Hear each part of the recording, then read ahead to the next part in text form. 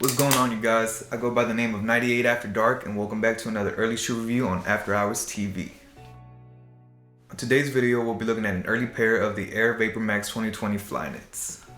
These shoes were supposed to premiere at the Tokyo Olympics this year, but due to COVID-19 pushing the Olympics to next year, these shoes were postponed and were set to release later on this summer.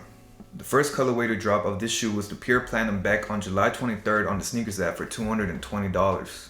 The next one to be dropping is the Smoke Gray colorway, releasing on the sneakers app for a whopping price of $250. At first I couldn't figure out why these pairs had a $30 price difference until I looked further into them, and it seems that the lace release box on the tongue of the shoe had the word USA embossed on it, while the other pairs and colorways had the word Fly East on them.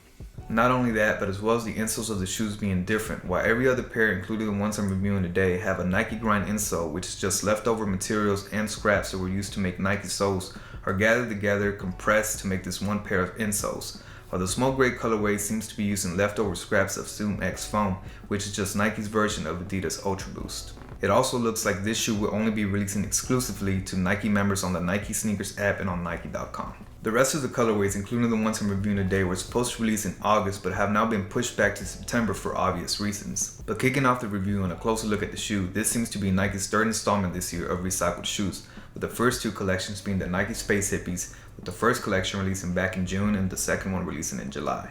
The Air VaporMax 2020 FlyKnit seem to mirror what the Nike Space Hippies have done, which includes using at least 50% recycled materials by weight. The soles of the shoes come in a gray, blue, and clear translucent bubble and is composed of Nike grind, which again is just leftover materials and scrap from previous shoes that were made. The sole of the shoe itself is composed of 75% recycled material. Not only that, but the shape of the bubble unit is now more refined to weave more organically throughout the shoe, opposed to the VaporMax Plus being more blocky and spaced out. The upper of the shoe is composed of FlyKnit and comes in a tan color with the Nike swoosh in white on the lateral side of the shoe, and is almost identical to the Nike Space Hippie swoosh. The FlyKnit is actually made up of 67% of yarn composed of recycled plastic water bottles. The toe box as well as the heel of the shoe seems to be wrapped in a sky blue, white, and pink tie-dye plastic. The heel of the shoe comes with the word VaporMax embossed on it, and the medial side of the heel having the Nike swoosh embossed as well. On the back of the heel, you can see the lock pull tab that helps lace the shoe, which we'll talk about a little bit later on in the video. I'm assuming the plastic on the heel and on the toe box of the shoe is used to give your foot support and give the shoe a little bit more of a structure. Moving on to the tongue of the shoe, that comes in a multi-colored splatter pattern and is composed of 80% recycled foam.